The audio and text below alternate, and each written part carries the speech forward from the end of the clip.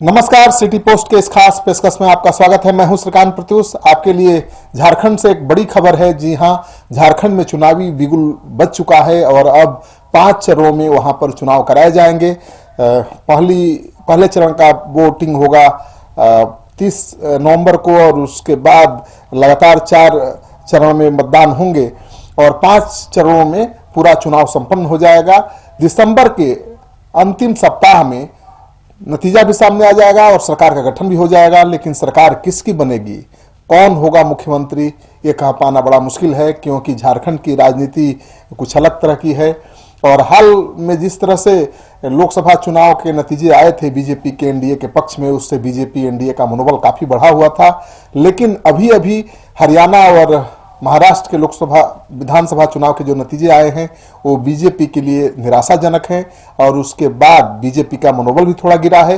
तो झारखंड में जहां माना जा रहा था कि बीजेपी प्रचंड बहुमत के साथ सत्ता में वापसी करने जा रही है, वहां भी लड़ाई दिलचस्प होगी, क्योंकि मुकाबला महागठबंधन से है।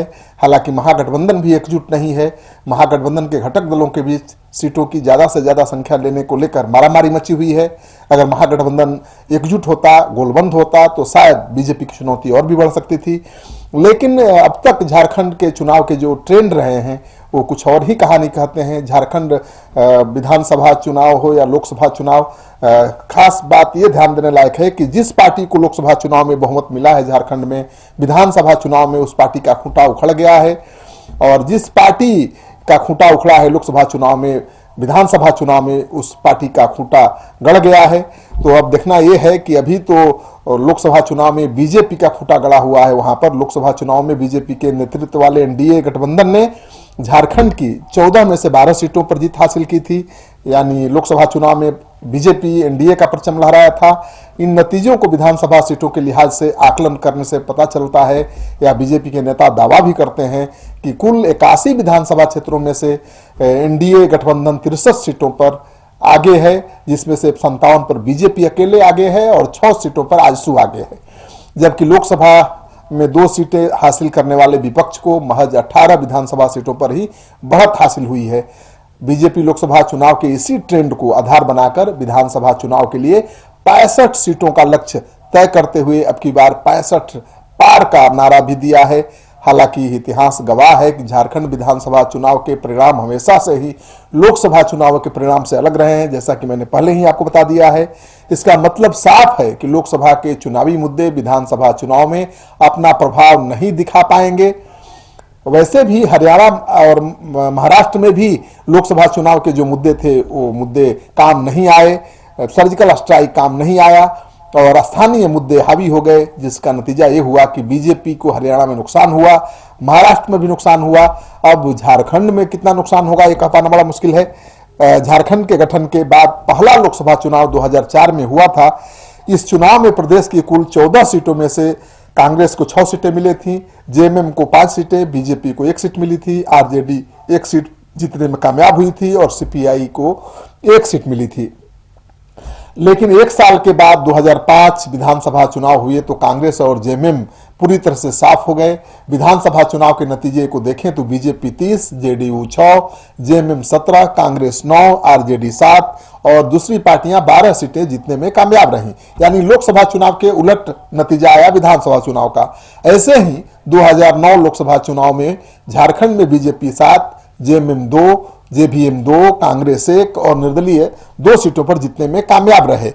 लोकसभा चुनाव के बाद हुए विधानसभा चुनाव में बीजेपी अपना वर्चस्व बरकरार नहीं रख सकी। कांग्रेस 14, जेवीएम 11, बीजेपी 18, जेएमएम 18 और अन्य दलों को 10 सीटें मिली थी। जाहिर था कि लोकसभा चुनाव के नतीजे से उलट नतीजा था विधानसभा चुनाव का। 2014 के लोकसभा चुनाव में भी बीजेपी को राज्य में 14 में से 12 सीटें हासिल हुई थी। उसमें उसे 40% से भी ज्यादा वोट मिले थे।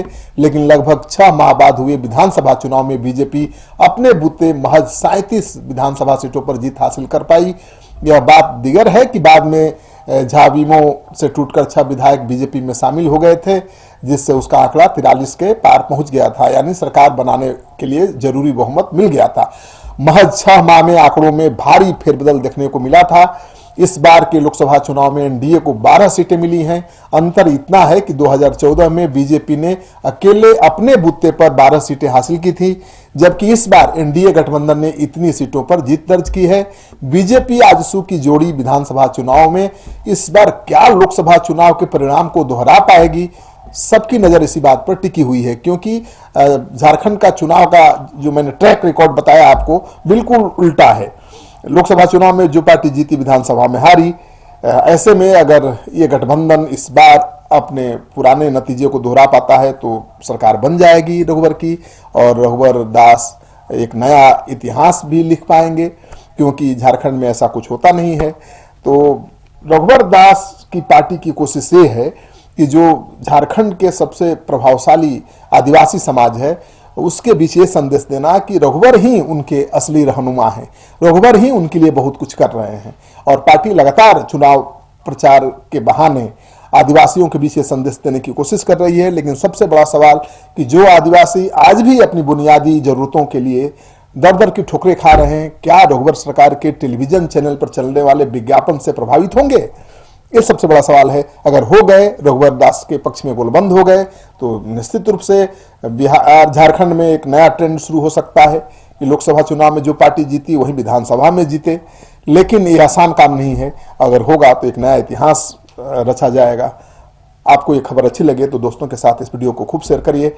अगर आपने अब तक हमारा चैनल सब्सक्राइब नहीं किया है तो कर लीजिए।